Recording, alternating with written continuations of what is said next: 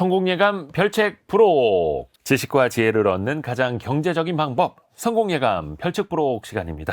안녕하세요, 이대호입니다. 우주소년 아톰이라는 혹시 만화 영화 기억하십니까? 그게 1970년에 방영한 거라고 하네요. 벌써 반세기가 훌쩍 지났는데요. 인간의 모습을 닮은, 인간처럼 행동하는 이른바 휴머노이드 로봇이라고 하죠. 그런데 이제는 생성형 AI랑 로봇 기술이 만나면서 그 휴머노이드 로봇 시대가 점점 현실이 되어가고 있습니다. 인간을 닮은 로봇은 과연 우리 사회를 어떻게 또 변화할까? 오늘은 그래서 휴머노이드라는 책을 같이 읽어보시죠. 경희대 경영대학원 김상균 교수와 함께합니다. 교수님 안녕하세요. 안녕하세요. 초대해 주셔서 고맙습니다. 아유, 별말씀을요. 교수님이랑 정말 많은 그 기술의 변화, 네. 시대의 변화를 공부하고 있는데 네. 이제는 휴머노이드까지 우리가 그렇죠. 알아야 하는 시대가 네네. 됐습니다. 이제 휴머노이드 로봇 이야기하는 게 되게 일상이 됐어요. 그렇죠. 필수라고도. 상상이나 만화 속이 아니라 현실에 거의 이제 뭐 한두 발짝 뒤에 서 있는 것 같아요. 거의 다 쫓아왔다는 거의 다 거죠. 갔다. 어. 예. 최근에 계속해서 화두가 되고 있는데 네. 어떤 장면부터 우리가 좀 떠올려 봐야 될까요? 상상을 해보시면 최근에 뭐 영상으로 공개된 것 중에 하나가 노르웨이 원엑스라고 하는 기업이 가정에서 휴머노이드 일하는 장면을 찍어서 올려준 게 있거든요. 네. 근데 어떤 사람들이 이게 CG거나 로봇이 쫄쫄이 입고 있으니까 사람이다. 근데 실제 쫄쫄이 입혀놓은 휴머노이드고 노르웨이 지역에서는 일반 가정 이제 모집을 해가지고 약간 클로즈드된 테스트를 현재 하고 있습니다. 그러니까 궁극적으로는 언젠가, 올해는 조금 아직 이르지만 네. 가정에 로봇이 들어와서 무언가를 하고 함께 집안에 사람이 지내는 씬이 영화 같은 게 이제 눈앞에 다가오고 있다라고 볼 수 있습니다. 그 쫄쫄이라고 표현하신 게 이제 니트를 입고 있더라고요. 네, 맞아요. 그 노르웨이 회사가 전략적으로 네. 니트를 입히는 거라. 그러면 조금 이제 네. 친숙해 보이잖아. 따뜻해 보이고. 그렇죠. 쇳덩어리가 아니라. 그렇다고 인간의 원래 의상을 입혀놓기엔 또 사람이 불쾌할 수도 있고 아하. 너무 표면이 금속이면 부딪혔을 때 문제가 생길 수도 있고 약간 또 차갑게 보이니까 아직까지 그 정도 선택을 해본 것 같아요. 예. 그 얼마 전에 진짜 놀라운 게 그 니트를 입은 로봇이 우리가 흔히 가정에서 쓰는 청소기 들고 예. 청소하는 장면도 시연을 했더라고요. 예. 거의 다 왔구나 느껴지더라고요. 사실 이제 가정 환경이 복잡한 건 맞아요. 그러니까 지금 이제 거의 다 왔고가 아니라 제가 봤을 때 다 왔다고 느끼는 건 공장이에요. 공장. 자동차나 물리센터 같은데. 근데 가정은 거기보다 또 상황이 다양하잖아요. 그리고 또 사람도 있고 뭐 강아지도 왔다 갔다 할 수 있으니까 좀 복잡도가 높아요. 그러니까 의외로 가정이 복잡도가 더 높은 거예요, 공장보다는. 공장과 가정에서 어떻게 보면 이제 투 트랙으로 들어올 준비를 하고 있는 거고요. 그렇죠. B2B, B2C. 테슬라도 그렇고 아마존의 뭐 물류센터도 그렇고 네. 자동차 공장이나 물류센터나 다 이제 투입을 할 준비를 예. 또 하고 있는 거고요. 네. 근데 우리가 이미 이제 그 식당에서도 서빙 로봇 정말 많습니다. 그렇죠. 공항이나 공공기관 아니면 이제 대형 병원 가면 안내하는 로봇도 그렇죠. 많아지고 있고 예. 휴머노이드는 기존의 로봇하고 네. 어떻게 다른 건지 가장 큰 특징은 뭐라고 볼 수 있을까요? 생김새와 행동인데 음. 식당에 있는 로봇도 사람처럼 만들어 놓은 건 맞아요. 비슷하게. 근데 네. 보통 보면 밑에가 약간 치마를 입은 식당 이모님처럼 생겼는데 바퀴로 굴러가는 거고 위에 이게 쟁반을 받친 것도 팔 모양을 그림처럼 붙여놨지만 사실 이게 팔도 움직이지 않고 쟁반만 있는 거잖아요. 그렇죠. 머리도 있지만 특별한 기능은 없고 왜 그렇게 만드냐 하면 사람이 그 역할을 원래 했던 거기 때문에 그렇게라도 만들어 놓으면 인지적인 부담이 덜해요. 하지만 얘는 원론적인 휴머노이드는 아닙니다. 네. 왜냐하면 팔다리도 없고 다양한 행동을 구현할 수 없기 때문에. 즉 휴머노이드의 특성은 인간의 신체 스케일이나 모양새랑 비슷해야 돼요. 일단 크기가 너무 크거나 작아도 안 되고 팔 2개, 다리 2개, 머리도 있고 해서 뭐 잘하고 못하고의 차이는 있지만 점점 더 그러한 형태를 가지고서 인간의 다양한 행동을 할 수 있어야 된다. 이게 휴머노이드의 어떤 도메인입니다. 그러면은 휴머노이드라는 게 인간을 닮은 네, 인간 같은 로봇인데 그렇죠. 인간 같아야 한다는 거죠. 그렇죠. 인간 같아야만 하는 이유는 어떻게 꼽아볼 수 있을까요? 사실 여러 가지가 있는데 우리가 이제 네. 오늘 서문을 아톰 얘기해 주셨는데 네. 우리한테 친숙한 로봇이 있거든요. 네. 저는 사실 아톰도 좋아하고 뭐 마징가지나 태권브이. 네. 근데 요즘 친구들 젊은 학생들한테 물어보니까 또 몰라요. 태권브이를 모르겠죠. 잘 모르고 트랜스포머부터 얘기하는 친구들이 좀 있고. 아, 그렇죠. 자기만의 원형이 있는데 대부분의 이 특성 중에 하나가 뭐냐면 친근하게 봐요, 로봇을. 아, 친근하게 본다. 그러니까 문화적 친숙성에 대한 것 때문에 로봇은 사람처럼 생긴 거가 좋다라는 게 있고요. 네. 또 하나는 사람이 몸에 맞춰가지고 공간과 모든 물건을 다 만들어 놨거든요, 주변에. 근데 갑자기 여기에 팔이 4개고 몸무게가 300kg짜리 로봇이 들어와. 그럼 여기서 활동할 때 큰 제약이 생길 거예요. 네. 이것도 있고요. 앞서 제가 노르웨이 그 원엑스의 로봇들 말씀드렸는데 네오감마라는 거. 만약에 네오감마가 팔이 5개라고 생각을 해보시면 네. 5개인데 청소기 들고 접시 들고 있어. 예. 뭘 할지 예측하기가 힘들어요, 얘가. 예. 근데 인간처럼 팔이 2개인데 이렇게 들고 있으면 뭔가 내 동작하고 비슷한 걸 제가 할 거기 때문에 동작을 예측하기가 편해요. 즉 이건 쉽게 말씀드리면 이 로봇의 기능을 내가 익히는데 편하다는 거예요. 그러니까 이렇게 문화적인 거, 어떤 공간의 특성에 맞는 신체적인 특성, 그다음에 내가 배우기 편하다는 거, 소통하기 편하다는 거, 이런 여러 가지 요인 때문에 인간에 맞춰서 만들고 있습니다. 그러니까 사실 로봇의 기능만 생각하면 막 팔다리가 막 5개, 10개씩 있는 게 더 높은 고기능을 발휘할 수도 있는데 예. 사람처럼 대하듯이 편안하게 받아들이고 네. 인간이 하는 걸 그대로 네. 똑같이 따라할 수 있게. 일례로 지금도 뭐 딸기 농장 같은 데 보면 미국 딸기 농장은 팔이 한 30개 달린 로봇이 있어요. 로봇을 보면 흔히 생각하는 생명체 중에 집신벌레 같이 큰 이렇게 있어 버스 같은 게 가는데 밑에 팔이 있었고 딸기 막 따거든요. 이런 걸 집에다 놓고 쓸 수는 없는 거니까. 그렇죠. 예. 공장이나 농장에서 또 그게 네. 통하는 거고. 그렇죠. 예. 그래서 B2B용, 네, B2B용, B2C용. 예. 이 또 다르게 네. 갈 수 있는 거고요. 교수님이 예전에 어디서 보시니까 휴머노이드 로봇은 그냥 그 하드웨어가 아니라 새로운 인류의 출현이라고까지 말씀하시더라고요. 네. 왜 그러냐 하면 이미 미국에서는 AI 아바타에 대해서 뭐 사랑을 느끼거나 네. 너무 사랑한 나머지 진짜 어떤 그러니까 되게 좋지 않은 선택을 한 친구들도 나오고 시작했고 뭐 휴머노이드를 바탕으로 종교적인 어떤 상징물을 만들어서 쓰고 있고 그걸 생각보다 사람들이 이제 영적인 반응을 하는 경우들도 많이 있어서 사실 이게 점점 더 우리한테 기능적인 뿐만 아니라 정서적인 부분까지 다가오고 있거든요. 특히 몸이 있어서 그래요. 몸이 있다라는 거는 디즈니가 재작년에 사우스 바이 사우스 웨스트에서도 아이 크기의 휴머노이드 하나 공개했거든요. 네네네. 근데 그 시연 영상이 되게 잘 만들어진 게 아이가 스케이트보드 타고 나와요, 로봇이. 그러면 시연하는 사람이 들어 올리고 앉고 목마 태우고 막 이래요.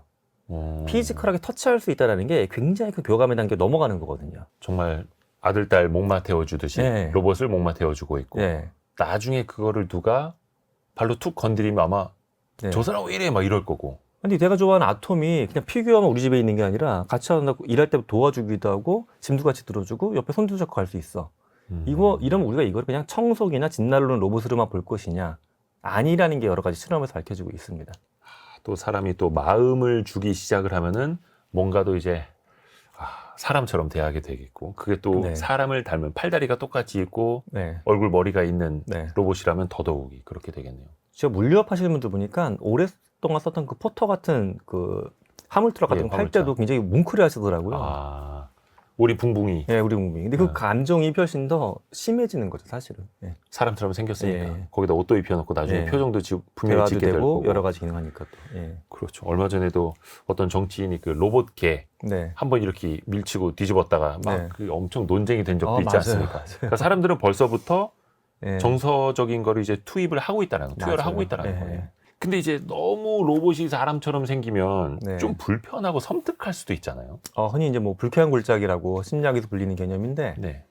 인간은 다른 종학에서 경쟁하면서 여기까지 온 거는 맞아요. 예. 그렇기 때문에 나하고 만약 너무 똑같이 생겼어. 그럼 이 종이 나에 대해서 약간 불안감을 주는 겁니다. 나를 침해할 수도 있고 뭔가 밀어붙일 수도 있으니까. 그렇죠.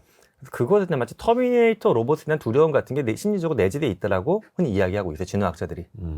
그래서 아직까지는 로봇들을 인간하고 아주 똑같게 만드는 게 어렵기도 하겠지만은 그런 부분을 이제 좀 피하기 위해서 딱 봐도 얘는 기계구나라는 게 느껴지도록 만드는 게 보편적입니다. 현재까지는. 현재까지는. 예. 근데 저는 그런 생각도 좀 하거든요. 그 불쾌한 골짜기를 네. 넘어설 수 있지 않을까. 예를 들어서 가능하죠.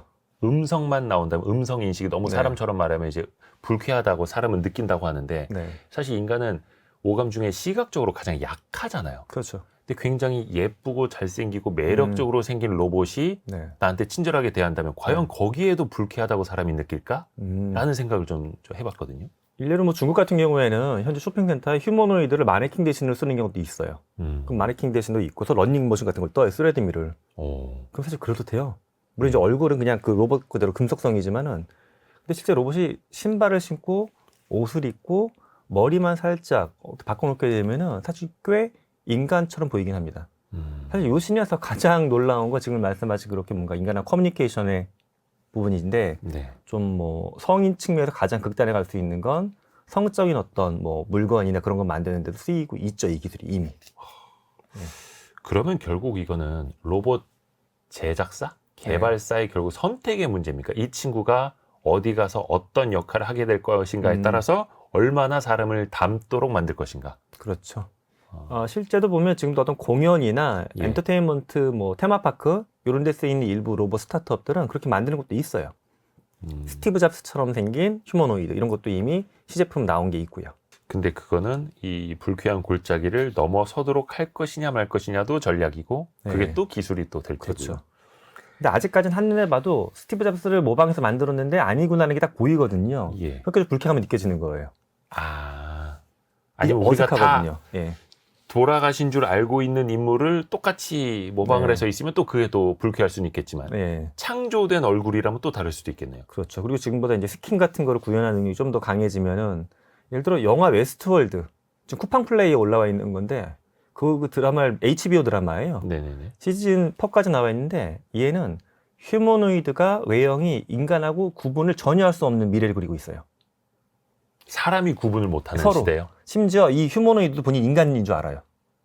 로봇이 로봇인 줄 모르고 로봇이 자기가 로봇인 것도 모르고 네. 근데 인간이 걔를 로봇인 것도 봐도 모르고. 딱 봐도 사람처럼 보이고 놀이동산이에요. 되게 무섭지만 놀이동산에 이런 로봇이 수천 대가 살아가는 서부 시대의 이야기예요. 그러니까 내가 회원권을 끌고 들어가면 서부 시대가 펼치는 거 휴머노이드만 살고 있는. 근데 그게 네. 저게 사람인지 로봇인지 구분이 안 되고 다 사람처럼 보이게끔. 근데 일단 악수를 해도 네. 뭔가 이렇게 피부가 느껴지긴 네, 하는데 느껴지고, 체온도 느껴지고. 꽉 만져봐야 이게 뼈인지 네, 아니면 모르겠네. 스틸인지 구분이 되고 또 그런 시대를 이제 상상 콘텐츠가 웨스트월드인데 이게 1973년도에 처음에 영어로 만들어진 거거든요. 근데 그거가 이제 최근에 드라마가 된 건데 그 미래에 점점 더 다가가고 있다는 느낌이 들어요. 그런 시대가 점점 더 네. 가까이 오고 있다. 이게 사실 근데 이 방송을 불과 한 3년 전만 하더라도 네. 아유 그런 시대가 오겠어? 아, 그쵸. 라고 할 수도 있을 텐데 맞아요. 챗GPT가 나오고 네. 휴머노이드 기업들의 기술이 또 엄청나게 빠르게 또 성장을 하고 있어서 그렇죠. 그럴 수도 있겠다. 생각이 이게 이제 들더라고요. 젠스당이 얘기했던 챗 GPT 모먼트라는 개념으로 볼 것 같아요, 결국. 그러니까 로봇도 갑자기 뭐 새로운 신형 소재가 나왔다던가, 뭐 이거 거기 들어가는 뭐 동력 장치가 엄청나게 좋아진 게 나왔다던가 그런 것보다는 제어 부분이 문제였는데 이걸 AI가 맡아주면서 갑자기 굉장히 좋아질 것이다. 지금도 좋아했지만 더 좋아질 것이다. 이 순간적으로 팍팍팍 좋아지는 단계를 챗 GPT 모먼트라고 이제 부르고 있는 거죠. 그게 어떤 물리적인 기능도 마찬가지고 네. 이거 정서적인 기능이라 표현하면 안 되는데 인지적인 기능이라고 할까요? 그것도 예. 높아지고 있는 거고 네네, 맞습니다. 정서적인 것도 흉내도 낼 수 있는 시대고 네. 그 한 글로벌 투자은행에서 그 추정을 해본 데이터를 보니까 네. 휴머노이드 산업의 잠재적 시장 규모가 60조 달러라고 합니다. 그렇죠. 이게 우리 돈으로 8천조 원? 예. 어마어마하죠. 이런 시장이 있습니까? 저도 이게 그래서 모건스탠이어서 예. 물론 모건스탠이가 뭐 좋은 일만 하는 데는 아닐 수도 있긴 한데 그래도 신뢰할 만한 좀 하다고 보거든요. 근데 그래서 보고서 저도 열어봤어요. 그러니까 휴머노이드 100라는 보고서인데 보고서 대중 일반 공개도 했습니다. 근데 이들이 얘기한 이 시장이 사실 휴머노이드 자체에 대한 파생 시장까지 다 묶어서 보는 거긴 한데 좀 그래도 봐도 이게 너무 큰 시장인 게 2023년 기준으로 세계 자동차 시장이 3조 달러거든요. 예. 그럼 그거의 20배예요. 자동차 시장의 20배. 예. 그래서 저는 그런저런 이제 비교자를 놓고 봤을 때 어떻게 이걸 결론 냈냐 하면 인류가 이제까지 만들었던 여러 가지 제품 중에 단일 제품으로는 파생 시장까지 최대 규모의 제품이 나오는 것이다. 이렇게 마인드라고 보는 거예요. 그 정도입니까? 왜냐하면 뭐 일론 머스크 같은 경우 휴머노이드가 100억대 필요하다라고 주장하기도 하거든요. 근데 그 주장이 저는 허황된 것 같았는데 하나하나 파보면 일견 타당한 부분도 있긴 있어요 또. 예. 그러니까 어떻게 보면은 이제 휴머노이드 로봇 한 대를 구매하는 것뿐만 아니라 네. 휴머노이드 로봇용 충전기, 휴머노이드 그렇죠. 로봇용 의자, 휴머노이드 그렇죠. 로봇용 옷. 그렇죠. 파생 시장이 뭐 보험 시장도 생기고 뭐 렌탈이나 해주는 뭐 그런 서비스 시장도 생기고 교육해주는 시장도 생기고. 교육 보험. 그러니까 네. 뭐 휴머노이드 로봇이랑 부딪혀서 다칠 수 있으니까 그 보험 상품 따로 그렇죠. 나올 수도 있고. 그게 자동차 보험보다도 규모가 커질 수도 있겠죠. 일상의 공간에 다 들어오니까. 사람처럼 많이 네. 휴머노이드 로봇이 돌아다닌다면. 그리고 전 세계 교육 시장이 지금 엄청 큰 거잖아요. 근데 만약 휴머노이드가 20억대만 된다고 쳐도 개를 교육하는 시장이 또 얼마나 커질까. 원래 없던 시장인데. 우리 집 휴머노이드 로봇이 아직 조금 들떨어졌는데 얘 좀 네. 가르쳐 주세요. 과외 선생님 네. 붙여가지고 얘를 업그레이드 시키고. 이게 어색한 것 같지만 어찌 보면 지금 소프트웨어 개발하는 거 비슷한 거거든요. 어. 휴대폰은 뭐 신형인데 소프트웨어가 후졌어. 그럼 잘 안 돌아가는 거잖아요, 이게. 그런 개념인 거죠. 그렇게 해서 60조 달러, 네. 8경 8천조 원. 네. 자동차 시장의 20배 되는 시장이 열릴 수 있다. 근데 이게 먼 미래가 아니다. 예. 모건스탠리 예측은 10년 정도 바라보고 있더라고요. 특히 여기에 미국만 앞서가는 게 아니라 어떻게 보면 기술로 보면 오히려 중국 기술이 더 앞섰는데 또 이렇게 볼 수도 있잖아요. 최근에는. 그런 부분이 많이 보이죠, 최근에. 중국은 뭐 이미 국가적으로 사활을 좀 걸었다라고 느껴요. 왜냐하면 중국은 이미 휴머노이드 관련된 기업만 해도 200군데가 넘고요. 만성품 만드는 회사들도 여러 군데 있지만 또 지난달에를 보면 유니트리 같은 경우에 휴머노이드를 대중 판매도 한번 파일럿으로 했어요. 예. 16,000달러부터 이 스타트 가격을 해가지고 그만큼 자기들은 자신이 있다. 국가에서 지원해준다. 우리가 이제 얼마 전에 AI 그 LLM 딥시크 때문에 좀 충격을 받았잖아요, 중국 거. 예. 근데 저는 그거랑 같은 맥락으로 휴머노이드 씬이 지금 돌아가고 있다는 게 느껴집니다. 중국의 기술이. 예, 중국 기술이. 그 예. 미국에 못지않게 어떻게 네. 보면 그 하드웨어 기술은 미국을 또 앞선. 아니 왜냐면 이제 요즘에 로봇 씬에서 그러니까 로봇 네. 개발사들에서 네. 누가 먼저 덤블링을 시키느냐, 네. 누가 먼저 옆으로 덤블링을 시키느냐, 예. 누가 먼저 더 예, 예. 빠르게 점프를 시키느냐, 예. 뭐 이런 경쟁이 또 장난 아니더라고요. 예.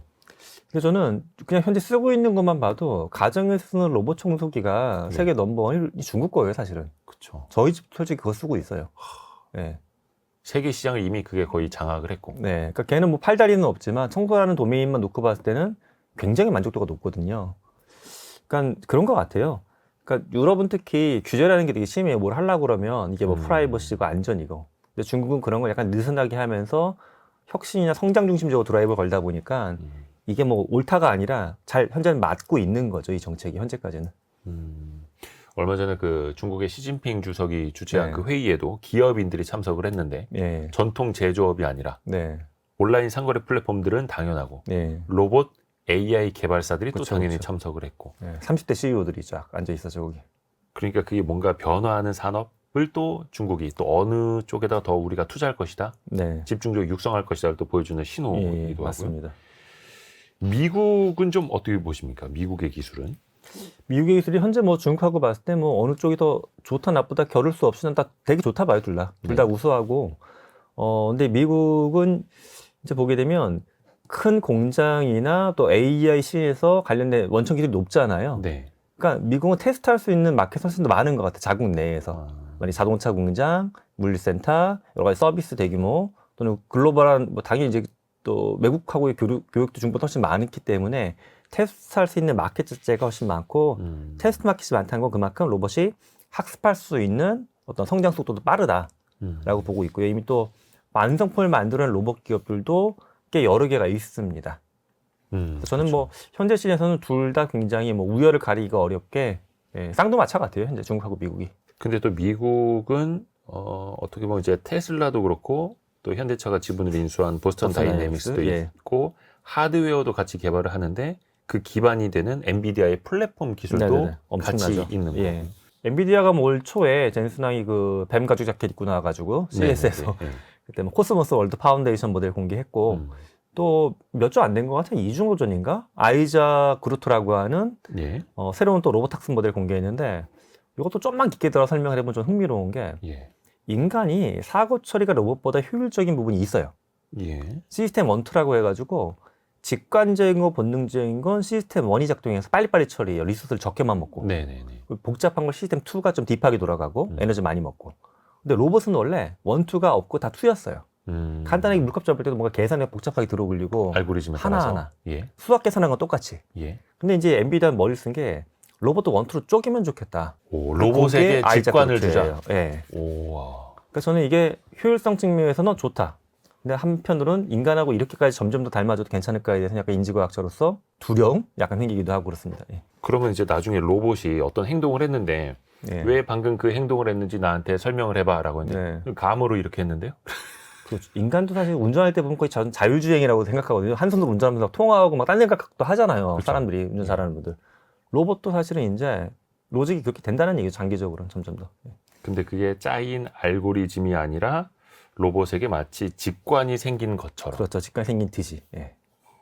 그거를 또 이제 엔비디아도 많이 또 개발을 하고 있는 거고. 그래야지 뭐 CPU나 전력량을 적게 먹을 거니까. 예. 그러니까 이제 물리적으로 어떤 기능을 어떻게 인간처럼 뭐 관절이 됐든 손가락 마디 어떻게 움직일 것인가에다가 같이 인지하는 기능과 판단하는 기능까지 어떻게 넣을 것인가. 네네. 같이 또 투트랙으로 가는 거고. 네.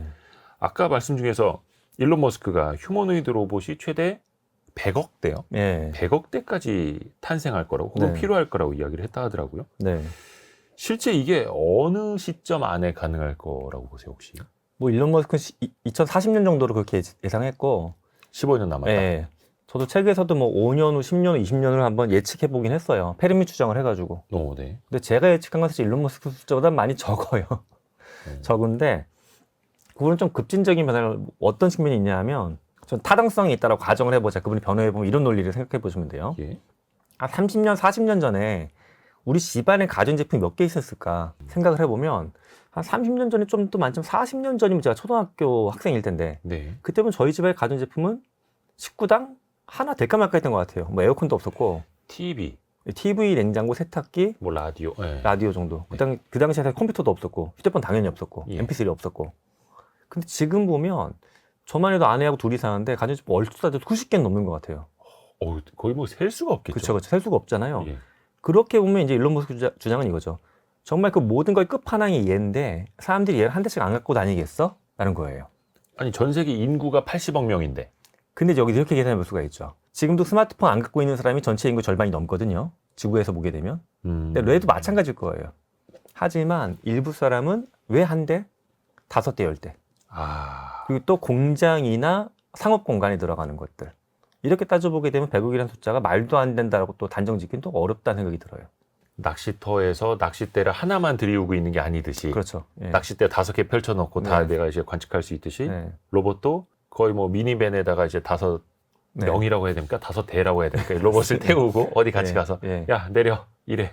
우리 조선시대 보게 되면 노예가 있었잖아요. 노비가. 예. 그처럼 만약에 20대 정도 보유하고 있으면 제가 그걸 집안일도 시키고 진짜 농작도 경작시키고 공장 갖고 일을 시키고 그러니까 나의 진짜 사병처럼 노비처럼 쓸 수 있게끔 생각하는 것도 있는 거죠. 근데 그게 노비라고 하는 게 표현이 이상해서 그렇지 공장에 보면 작업 머신이 지금 되게 많고 그렇죠. 현대적인 자동차 공장만 해도 이미 작업 공정이 절반 가까이 이미 로봇화가 됐죠. 물론 휴머노이드가 아닌 산업화 로봇이지만 예. 어떻게 보면 그렇게 해서 우리가 자동화를 통해서 생산성을 높여왔듯이 네. 이제는 휴머노이드 로봇을 통해서 생산성을 높일 수 있는 거고 네. 그게 또 하나의 자본 권력이 될 수도 있을 거고 그렇죠. 또 거기에서 또 양극화도 또 벌어질 수도 있을 네. 테고요. 10년 전만 해도 전 사람들한테 지금 저희 집에서는 로보락 같은 게 와서 청소를 다 해줄 거라고 했었는데 거짓말이라고 했을 거예요. 미쳤어. 10년 안에 이거 되겠니라고 했을 건데 그런 관점으로 보는 거죠. 80억 인구지만 휴머노이드 로봇은 15년 안에 100억대까지 늘어날 것이다. 이건 이제 일론 머스크의 말이고 네.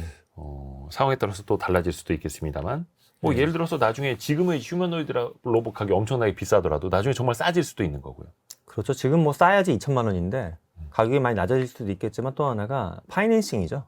그러니까 내가 로봇을 구매하는 게 아니라 빌려 쓰는 시장, 파견하는 시장. 이 파견이라는 단어가 쓰이기 시작했어요. 파견한다, 고용한다. 파견직 직원 고용하듯이 예, 예. 로봇을 파견해서 네. 혹은 리스로. 예, 그러니까 라스라고 하는 모델 RAAS라고 해서 로보틱스 에저 서비스라는 산업 도메인이 만들어지면서 여기는 로봇을 구매하지 말고 고용하세요. 필요할 때만 이렇게 설득을 하기 시작했습니다. 구독하듯이. 네, 구독입니다. 일단 3개월만 한번 구독해 보세요. 네. 그러면 저희가 로봇 보내드립니다. 3개월 써보시죠. 그렇죠. 유지 보수랑 교육도 우리가 시켜주고. 예. 마치 거의 뭐 정수기 비대처럼. 네. 근데 마음에 안 들면 이 친구 저기 반납하고요. 더 나은 버전으로 보내주세요. 예, 이게 정수기비대랑 인력 파견 업체가 머지가 되고 있는 희한한 상황이 되는 것 같아요. 근데 이게 2025년에 이런 이야기를 하고 있는데 한 2030년 되면 네. 얼추 이렇게 집에 휴머노이드 로봇 들였다라는 네. 소리가 좀 들릴 수도 있을 것 같아요. 예, 저도 그렇게 느껴지는 이유가 일례로 젠슨왕만 봐도 젠슨왕이 3년을 5년을 했을 거를 CES 가서 떠들지는 않거든요. 이 사람이. 되게 짧은 기간 안에 구현 가능하고 수익될 수 있는 걸 이야기하거든요. 그 중국하고 미국 기업들도 이들이 5년, 10년 후에 이걸 판매하려고 지금 이렇게까지 떠들 필요는 전 없다라고 봐요. 예, 그러니까 그만큼 좀 시간이 생각보다 가까이 와 있다라고 보는 거죠. 그 중국 그 로봇 기업들 아까 이야기를 했습니다만 유니트리 같은 경우에는 지금 가장 싼 거 우리나라 돈으로 휴머노이드 로봇이 네. 2천만 원이 안 되지 않습니까? 2천만 원, 16,000달러니까 2천만 원 뭐 초반대 정도 될 것 같아요. 근데 그거를 과거에 유튜버들이 스마트폰 신형 제품을 언박싱 하듯이 네. 이제 휴머노이드 로봇을 언박싱 하고 있고 그렇죠. 옷도 입히고 뭐 그거 시키고 하더라고요. 그리고 리모컨으로 조정을 하면서 길거리 예. 같이 산책하고 예, 있고 그런 시대가 현재 됐다라는 거. 예. 아, 무섭습니다. 엔비디아에 또 투자하시는 분들도 상당히 많으십니다. 그리고 네. 엔비디아가 과거에는 AI 학습 추론용 어떤 그렇죠. GPU 칩, 그래픽 카드 쪽으로 네. 특화됐었다면 이제는 플랫폼 기업이 되고 있고 그렇죠. 로봇 중에서도 빠질 수 없는 기업이 되고 있잖아요. 예. 이건 어떻게 보십니까? 로봇이 만약에 일론 머스크의 예측대로 뭐 100억 대가 된다고 가정을 해보세요. 네. 근데 정말 그럼 전 세계 다양한 브랜드에서 로봇이 나올 텐데 문제는 로봇을 어떻게 학습시키고 그러니까 지능적으로 제어할 거냐의 이슈가 있어요. 그러니까 엔비디아는 그런 것 같아요. 나는 로봇의 몸체를 만들거나 로봇을 팔아먹는 회사도 아닌데 상당수 로봇에 들어가는 것들을 제어하고 교육하는 걸 제어하는 거를 내 CPU 교육하는 거 우리의 파운데이션 플랫폼을 사겠다. 이걸 바라보고 있는 거죠. 이건 마치 지금으로 보게 되면 전 세계 인구 80억 중에 20억 명은 우리 학교 출신이야. 우리 학교에서 가르치는 거야. 이런 야망. 이거 어마어마한 거거든요. 숫자로 가늠하기도 어려운. 저는 그러니까 이들이 꿈꾸는 게 그 정도의 어떤 포석을 하고 있다라고 봐요. 그걸 이제 피지컬 AI라고 네, 피지컬 AI 영역에서. 하고. 예. 그러니까 자율주행 기술 없는 자동차 회사는 나에게 와라고 테슬라가 이야기하는 것처럼 그렇죠. 예. 로봇 하드웨어는 만들었지만 그 어떻게 교육시킬 건데 예. 어떻게 말 알아듣게 할 그렇죠. 건데 나한테 와. 라고 네. 또 엔비디아가 손짓을 하고 있는 거고. 네. 뭐 중국 같은 경우에는 올해 1월 달에 상하이에 로봇 학교도 만들긴 했는데 로봇 학교가 있어요. 예. 휴머노이드가 이제 등교하는 학교 같은 게 있어요. 쉽게 말씀드리면. 그러니까 농구장 4배 정도 면적 안에 네. 한 100개 정도의 상황을 만들어 놓은 거예요. 뭐 카페, 가정 주방, 공장, 편의점, 물류창고 이렇게. 아, 그게 학습을 시키기 네. 위해서? 그럼 거기 자기네 휴머노이드를 데리고 가서 같이 작업을 해보면서 어떤 문제가 있는지 보기도 하고 학습도 시키고. 우리가 그 생성형 AI 그 학습시키려고 여러 네. 모델을 온라인에 있는 걸 그렇죠. 집어넣듯이 그런 것처럼. 물리적으로 네. 휴머노이드 로봇들 등교시켜서 네. 자, 여기는 병원이야. 네. 경험해봐. 근데 엔비디아는 요거를 좀 머리 잘 쓴 게 휴머노이드는 사실 오차가 생기긴 하지만 꼭 물리적인 공간이 아니라 메타버스 속에서 학습을 할 수가 있거든요. 어차피 코드니까. 그러니까 얘네는 마치 미네르바 스쿨이나 우리나라 방송통신대처럼 우리는 피지컬하게 하지 않고 온라인으로 가고 그 대신 모두한테 공개할 거야. 그러니까 이 전략을 쓰고 있는 겁니다. 그러니까 물리적인 공간도 중요하지만 네. 그거는 하나의 어떻게 보면 이제 보여주기 위한 예시일 수도 있겠네요. 예. 어차피 휴머노이드 로봇 학습은 온라인상에서 다 가능한데. 네.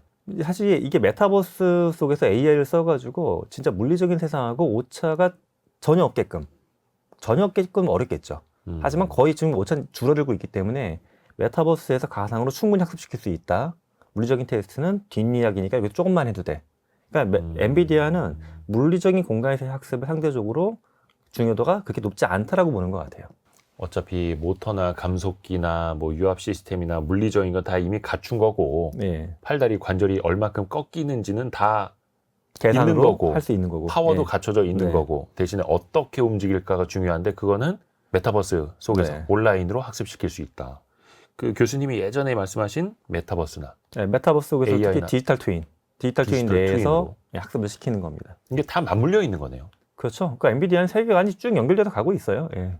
이거를 세계관이라고까지. 아, 저는 그냥 표현을 그들이 세계관이 있는 기업이라고 보고 있어요. 엔비디아는 처음에 이제 우리는 흔히 게임 회사, 어떤 분들은 뭐 비트코인 채굴하는 거 채굴기 회사라고 생각하시는데 네.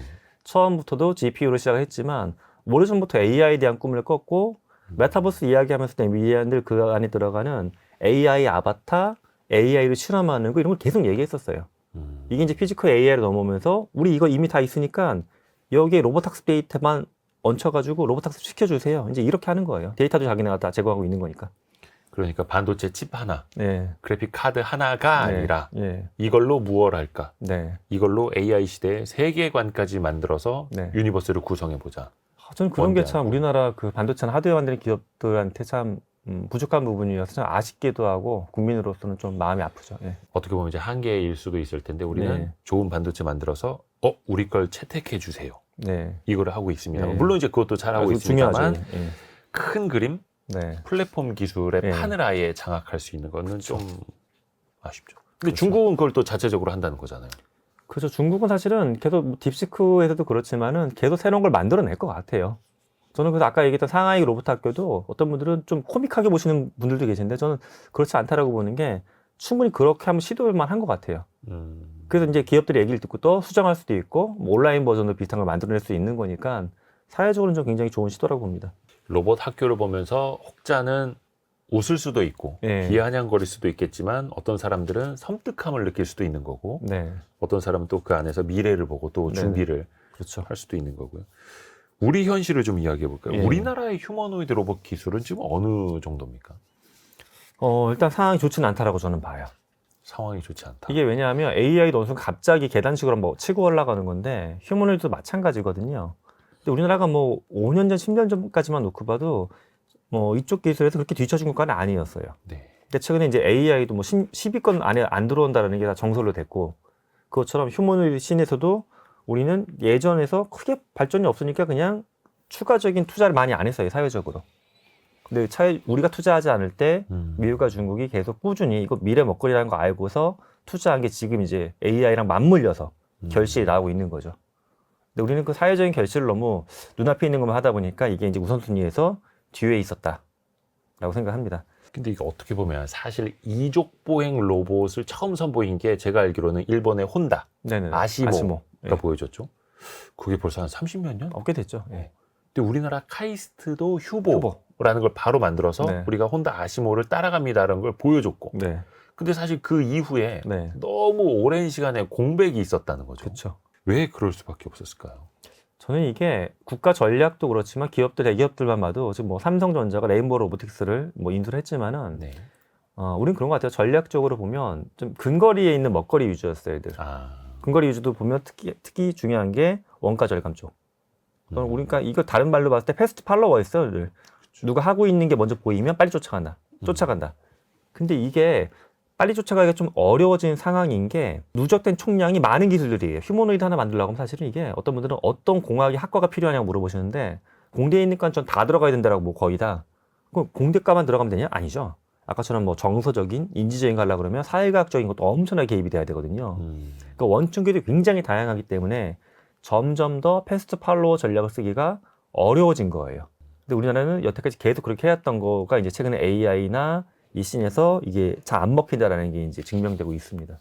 사실 이 부분이 되게 생각할 거리가 중요하고 좀 아쉽기도 하고 네. 너무 또 산업적으로 이게 사실 이제 기업들은 합리적인 판단이 당장 올해 실적, 그쵸. 내년 실적에 네. 어떤 게 지금 기여할 수 있는 건데 막 이런 네. 걸 이제 따지다 네. 보니까 어쩔 수가 없는데 그 큰 그림을 또 같이 봤어야 된다라는 거 네. 너무 아쉬운 거죠. 예. 근데 이제 지금부터라도 뭘 해야 되는데 네. 따라갈 수 있을까요? 전 사실 뭐 AI랑 이랑 마찬가지인 것 같아요. AI도 보면 지금 뭐 반도체 부분이나 클라우드나 LLM 부분이 많이 밀렸는데 그렇다고 포기할 수는 없는 게 이게 결국 주권 영역으로 들어가거든요. 주권. 그러니까 위에는 지금 어플리케이션 서비스도 중요하지만 AI도 인프라에 손을 안 댈 수 없는 것처럼 네. 얘들은 마찬가지인 것 같아요. 우리가 이 기술이 뒤에 있는데 정말 만약에 일론 머스크가 지금 맞다라고 가정을 해보면 네네. 100억 대 중에 한국의 휴머노이드가 몇 대가 될까 봐 이 상황이 그냥 비슷한 속도로 가면 전 세계 돌아다니는 네. 100억대 100억 대 휴머노이드 중에. 로봇 중에 10억 대도 안 될 거예요. 그러면 당연히 안 되죠. 10억 대 안 돼요. 그러면 우리의 상업 공간이나 공장에도 외국산 로봇이 많이 들어와 있을 건데 네. 그 다음에 생길 문제는 굉장히 여러 가지 이슈가 나오겠죠. 그들이 뭐 메인터넌스, 유지보수, 파이낸싱 측면에서 어떤 또 법적인 제재 못 쓰게 한다, 또는 뭐 정부 보안 문제, 여러 가지 측면에서 우리가 통제할 수 있는 게 굉장히 좀 좁아지는 거거든요. 이건 마치 외국인 근로자가 오는 거랑 다른 문제예요. 그들이 여기 우리나라 국적 갖고 잘 사시는 분들이 만든 그게 아니라 원천 기술 걔네가 갖고 있고 여기가 걔네의 어떤 선택에 따라서 갑자기 없어질 수도 있고 동작이 달라질 수 있는 거잖아요, 이게. 네네. 그렇기 때문에 저는 원천 기술 측면도 계속 개발을 해야 된다. 하지만 얘도 산업적으로 놓고 봤을 때 그 위에 올라가는 어플리케이션이나 서비스가 굉장히 다양하게 나올 것이기 때문에 이걸 너무 공학적인 측면에서 뭐 기계과나 전체과 일로만 안 봤으면 좋겠다. 이 생각 갖고 있어요. 그렇죠. 네. 그래서 한 분야에서만 특출나게 치고 나가서도 안 되고 종합적으로 네네. 융합을 통해서 네. 같이 따라가야 되는 거고요. 그러니까 이게 사실 휴머노이드 로봇에서 뒤처지게 되면 앞에서도 이야기를 한 휴머노이드 로봇 보험이라든지 금융상품들, 뭐 리스가 됐든지 네네. 관련된 제도, 네. AI에서 같이 또 뒤처지는 거다 보니까 네. 지금부터라도 좀 시작을 해야 될 텐데요.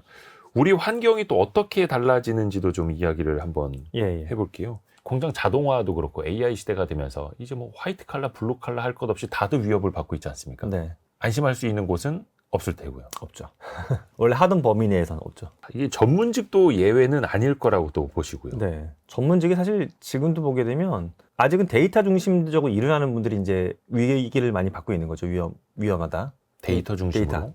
그러니까 뭐냐면 몸 쓰는 직업, 쉽게 말씀드리면. 몸의 움직임이 많이 결부되는 직업에 대해서 아직까지 AI가 학술적으로 그러니까 버추얼 AI라고 부르는 거예요. 네네. 몸이 없다. 네. 근데 버추얼 AI가 물리적인 세상에 나오는 게 피지컬 AI고 예. 그 끝판은 휴머노이드인데 몸을 갖게 되면 여러 가지 가능성이 다 동시에 등장하는 거예요. 예를 들어 악기를 연주할 수도 있고 음식을 만들 수도 있고 내가 만약에 운동을 배울 건데 운동을 같이 나랑 해줄 수도 있고 여러 가지 신들이 다 나타나겠죠. 공장에 들어오는 건 디폴트고. 그럼 여기서 도대체 어디까지 어느 속도로 대체가 될 것이냐 또는 대체를 안 하고 인간의 영역을 놔둘 것이냐 이런 거에 대한 고민이 필요하죠. 그러니까 과거에는 자동화 기기가 도입이 되면서 육체 노동자들의 일자리가 줄어들 것이다 봤는데 네. 챗 GPT 나오면서 지식 노동자들의 네. 일자리도 줄어들 것이다. 네. 근데 휴머노이드는 그걸 다 결합한 거니까. 결합한 거니까. AI 판사가 그냥 모니터에서만 보여주는 네. 게 아니라 실제 로봇이 판사봉도 땅땅땅 두드리고 있고. 네. 그러니까 폴란드의 럼주 회사가 미카라고 하는 휴머노이드 CEO를 도입을 했거든요. 휴머노이드 CEO가 있어요. 네. 약간 이렇게 검은색 쫄티 같은 걸 입고 금발의 머리를 갖고 있는 여성 형태의 로봇인데 물론 아직까지는 뭐 법적인 지위가 있는 게 아니기 때문에 정식 보드 멤버는 아니에요. 네, 이사 멤버는 아니고. 네. 근데 회의할 때 옆에 들어와서 같이 있어요. 말도 하고. 이유로 보면 타당성이 있는 게 예. 임원들은 그렇잖아요. 자기 밥그릇을 챙기고 자기 라인 챙기기 좀 바쁜데 그렇죠. 내 사람. 얘는 그런 게 없거든. 내 사람도 없고 뭐 자기 배경도 없고. 라인이 없네. 네. 네. 그러니까 굉장히 객관적으로 이야기하고 판단에 대한 대안을 만들어 줄 수가 있다. 근데 이게 컴퓨터로 보는 건 또 약간 맥락이 달라요. 그렇죠. 그냥 모니터 하나 해놓고 네. 챗 GPT 띄워놓을 수도 있는데 네. 물리적인 게 있으니까. 있고 이름도 붙여놓은 거죠, 일부러. 그러면 점점 더 법적인 권한 이전에 그 관계적인 권한이 생기는 거죠. 예를 들어서 어떤 우리가 신규 사업을 좀 하려고 하는데 예. 이해관계에 상충될 네. 수 있습니다. 이런 네. 이야기를 그냥 차갑게 해줄 수도 있는 네. 거고요. 그거 지난번에 상무님이 했다 망한 건데 다시 한번 하시는 이유는 상무님 누구 지키려고 하시는 거 아닙니까? 라고 얘기할 수도 있고 걔가. 뼈들이네요. 예. 근데 그거를 이제 회사 내에서 했다가는 이제 거의 뭐 라인과 라인 사이에 분쟁이 벌어지는 전쟁이죠, 건데. 전쟁. 예. 근데 그렇게 상징적으로 로봇 CEO를 둔다라는 거는 그 회사가 뭔가 좀 객관적인 길을 찾아가자라는 의지의 네네. 표상일 수도 있겠네요. 네. 그러면 이게 또 지식노동, 육체노동뿐만 아니라 챗GPT 나오기 전까지 우리 일반적인 생각이 그거였잖아요. 예술의 영역은 감히 AI가 도전하지 못할 거야. 예, 예. 근데 이것도 와장창 깨지고 있고요. 그렇죠. 최근에 뭐 저도 그렇지만 지브리 그림 만드는 게 또 하나의 놀이가 됐잖아요. 예. 예. 그림 그리는 것도 그렇고 예. 작곡, 어떻게 보면 영상까지도. 영상까지도. 여기에도 그러면 휴머노이드가 같이 또 결합이 될 수도 있을까요? 사실 뭐 아이돌 공연이나 하는 거 보면 퍼포먼스가 있잖아요. 뭐 악기 네. 연주한다든가 몸으로 춤을 춘다라든가. 그것도 상당 부분 현재 구현은 돼요. 그래서 이게 흥미로운 포인트인데 이게 이제 컨셉적으로 들어가면 복잡한 건데 예를 들어 굉장히 유명한 그 아이돌 그룹 중에 사람들이 이제 버추얼 아이돌이라고 부르는 컨텐츠 중에 예, 하나가 예. 플레이브라는 그룹이 있는데 네. 그들은 사실 AI로만 돌아가는 건 아니거든요. AI가 기술이 일부 쓰이지만 뒤에 원천적인 아티스트들이 계세요. 네네네. 그들은 이제 애니메이션 캐릭터가 움직이는 건데 만약에 지금 생존하는 아이돌을 학습을 시켜. 그래서 아이유나 누구를 학습시킨 또 춤을 잘 추는 아티스트 학습시킨 휴머노이드가 나와. 그럼 인간은 계속 나이가 들잖아요. 아플 수도 있고. 하지만 이 휴머노이드가 그 18살 그 아이돌이 보여줬던 숨 동작을 계속 보여줄 수 있어. 또는 얘는 한 명이지만 10대가 나와서 군무를 그렇게 칠 수가 있어. 그럼 저니까 이게 대체한다는 개념이 아니라 또 다른 차원의 무언가를 보여줄 수 있는 시도는 계속 나올 거예요. 살아있는 엘비스 프레슬리, 영원한 네. 마이클 잭슨, 네. 로봇으로 나올 수 있듯이. 그렇죠. 물론 저런 건 있죠. 지금도 이제 춤 동작을 보게 되면은 인간보다 잘 추고 못 추고의 문제가 아니라 로봇이 추는 거기 때문에 재미가 없는 부분이 있어요. 인간이 춤을 춰야지만 지난번에 그쵸, 아프다고 그쵸. 들었는데 너무 경이롭다. 저 춤 동작이 인간이 어떻게 되지? 이런 생각이 들거든요. 무릎 부상을 그쵸, 이겨내고 그쵸. 막 이렇게. 근데 로봇이 춤을 추면 신기하네, 기술 좋네 이 생각을 해요. 근데 여기 아까 말씀드린 그 인간이 갖고 있는 맥락을 올려가지고 뭔가 보여주기 시작하면 우리는 지금까지 경험하지 못했던 또 무언가를 느끼게 되지 않을까 생각해요. 그 시대가 올 것 같아요. 그러니까 로봇이 예. 예를 들어서 막 그 바이올리니스트가 현의 움직임, 떨림 하나하나 느끼면서 막 그 표정으로 막 느끼듯이. 네. 만약에 휴머노이드 로봇이 그런 표정을 막 짓고 있어. 네. 그럼 사람은 뭔가 예술적 감정을 거기에서 분명히 느낄 것 같거든요. 네. 무서운 시대가 되는 거죠. 실시간으로 저런 것도 가능하죠. 지금 이제 말씀하신 것처럼 오면 걔는 그 감정을 송출할 수도 있기 때문에 내가 만약 좌석에 앉아서 4DX에서 들어. 그리고 감정이 변화에 따라서 또 여기서 어떤 울림을 코디적인 줄 수도 경험을 있고. 주면. 그러니까 그게 다 지배한다는 게 아니라 그런 것도 하나의 장르화 될 수가 있다라는 거죠. 아, 장르가 될 수 있다. 예, 하나의 장르가. 요즘 보면 이제 중국에서도 공개된 영상 보면 휴머노이드 로봇에게 쿵푸 하는 것도 학습시키고 그렇죠. 덤블링뿐만 아니라 춤추는 것도 학습을 시켜서 네. 브레이크 댄스까지 추더라고요, 로봇이. 깜짝 놀랐어요. 네, 그러니까 그런 것도 만약 테마파크에 전시가 돼서 만약 그들이 옷을 이렇게 쫙 입혀놓고 조선시대 무슨 전쟁하는 씬이거나 그런 거를 하게 되면 또 새로운 형태의 놀이문화가 생길 수도 있는 거죠.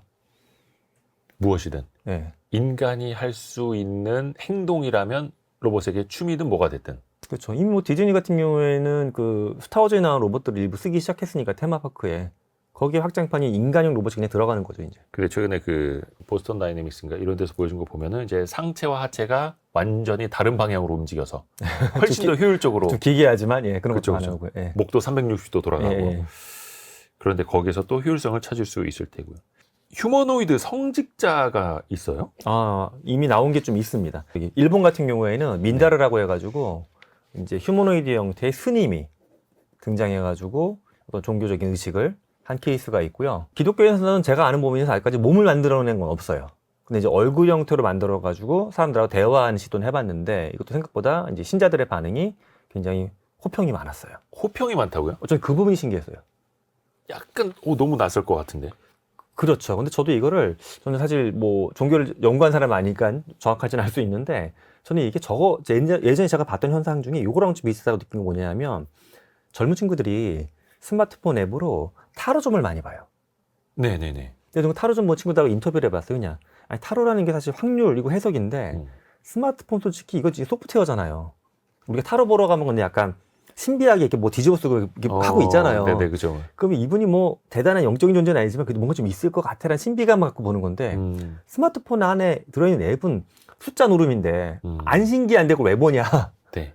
물어봤더니 학생들이 많이 했던 얘기가 그래도 뭔가 그 안에 뭐가 있을 수도 있다. 근데 저는 이런 믿음이 여기 들어간 것 같아요. 가믿음. 이게 영적이거나 신비로운 존재가 아니지만 나하고의 관계가 있기 때문에 뭔가 새로울 수가 있다처럼 이거 속인 게 아니라 지금 이 스님이 로봇입니다 라고 얘기해 줬어요. 근데 대화하다 보게 되면 거기서 뭔가 아닌 거 알면서도 나한테 유리한 방향으로 믿음이 생기는 거죠. 그 영화 빗개도 나옵니다만 예. 놀이공원에 있는 점 봐주는 기계. 네. 요즘 왜 그런 것도 있는 손금 봐주는 기계도 있듯이 이게 그냥 기계라는 걸 알지만 그래도 호기심도 발동을 하는데 그렇죠. 나중에 그게 네. 사람의 형상을 한 네. 표정도 짓는 로봇이라면 그 로봇이 해주는 말 믿을 수 있겠죠. 그리고 기능적으로 어떤 부분이 있냐면 얘는 또 물론 종교 지도자분들도 공부량이 많으시겠지만 더 학습량이 많거든요. 사실은 압도적으로 많거든요. 그러니까 내가 갖고 있는 그 어떤 고민을 얘기해도 좀 더 풍성한 얘기를 해주는 경향이 있는 거죠. 그러니까 성경이나 불경을 다 예. 외우는 것뿐만이 아니라 거기에 따른 해석도 예. 마치 목사님이나 스님이 해주듯이. 그렇죠. 나는 철광회사의 직원이 좀 이런 고민이 있어. 근데 원래 이 목사님은 철광회사 일은 잘 몰라. 근데 이 휴머노이드 목사님은 철광회사 것도 이미 다 알고 있으니까 거기에 대한 또 뭔가 얘기를 해줄 수도 있는 거죠. 나중에 고해성사를 로봇한테 가서 해야 되나요, 이거? 저 고해성사는 예, 종교적으로 많이 될 것 같아요, 실제로.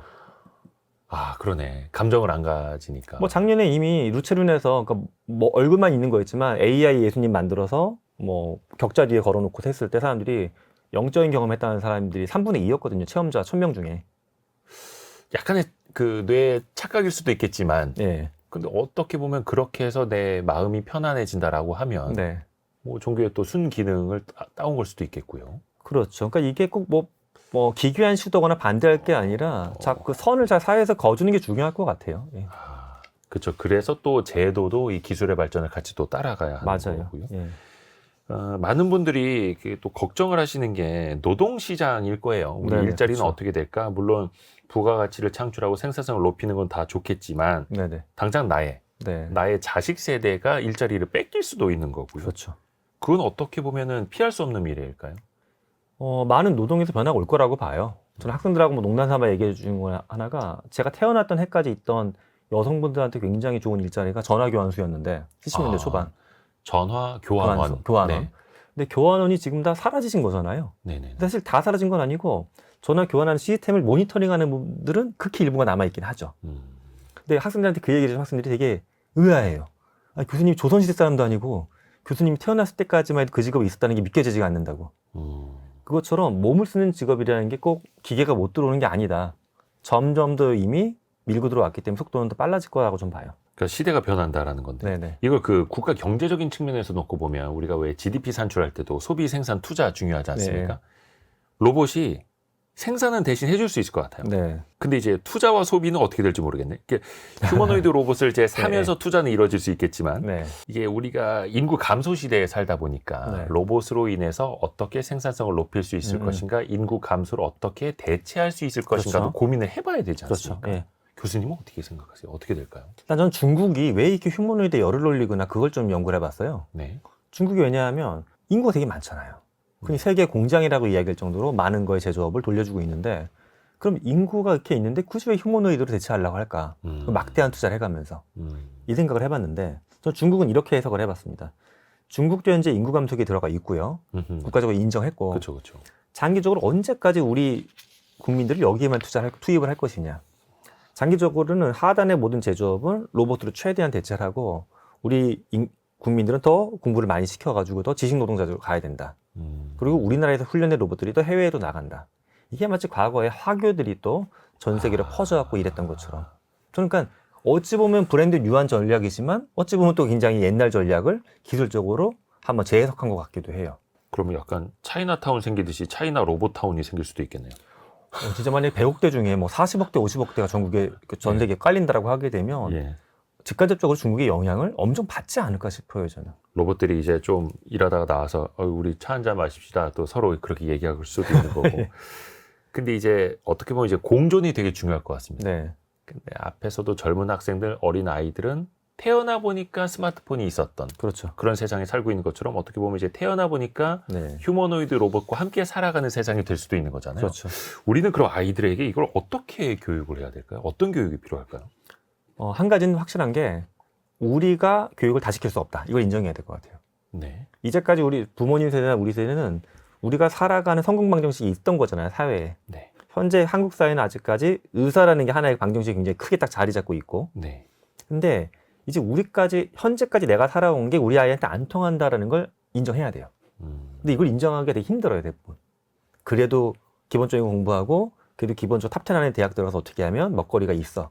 근데 이게 앞으로 계속 통하지 않다는 걸 약간 인정을 하고서 가장 중요한 그래서 아이한테 키울 역량이 저는 적응력이라고 봐요. 적응력. 왜냐하면 얘가 부모님이 살아왔던 시대랑 다른 시대를 살아갈 거거든요. 네. 그렇기 때문에 계속 준비한 대로 너는 못 살아. 바꿔야 돼. 피보팅 해야 돼. 기업을 할 때 피보팅 할 수 있는 역량이 개인한테도 심어져야 된다. 근데 이게 사실 어른도 되게 안 되고 아이들도 되게 안 되는 것 같아요, 저는. 피보팅을 되게 못 해요, 저는. 제가 봤을 때 주변 사람들이. 예. 있는 거를 빨리 또 포기하고 뒤집고 새로운 네. 것을 하고 네. 또 거기 가서 또 빠르게 적응을 해야 되고 네. 그래서 사실 쉽지 않죠. 예. 제가 지난주에 김남도 교수님하고 인터뷰를 잠깐 했는데 네네. 김남도 교수님이 그 얘기를 하시더라고요. 손에 있는 걸 이렇게 좀 놓을 수 있어야 되는 것 같다고.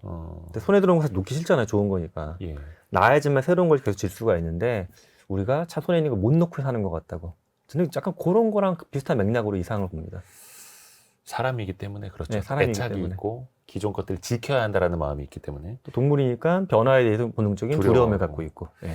근데 어떻게 보면은 그 적응력을 가르치는 게 가장 중요한데 나중에 네. 그런 적응력도 AI 로봇에게 배우는 거 아닌가라는 생각도 듭니다. 왜냐면 이제 지금 아이들이 태블릿 PC로 네. 인강 들으면서 네. 온라인으로 선생님을 만나고 있잖아요. 네. 그 선생님이 누군지도 모르고 네. 이런 것처럼 언젠가는 AI 로봇이 사람 앉혀놓고 야, 너 그거 모르지? 내가 가르쳐줄게. 앉아봐봐. 네. 내가 500년 동안의 역사에 대해서 5분 네. 안에 설명해줄게. 이럴 수도 있는 거고요. 아까 조금 이제 사회적인 문제 이야기할 때도 네. 언급을 해주셨습니다만 나중에는 결혼 안 하고 네. 네. 휴머노이드 로봇과 사랑에 빠지는 것도 가능하지 않을까요? 그런 영화도 있었잖아요. 엑스마키나를 보게 되면 정말 매력적인 로봇한테 인간의 애정을 느껴서 사랑에 빠지는 네. 그런 씬인데 저는 그래서 두 가지 경로가 다 가능할 것 같아요. 하나의 경로는 인간이 사실 인간관계에 스트레스가 점점 많아져요.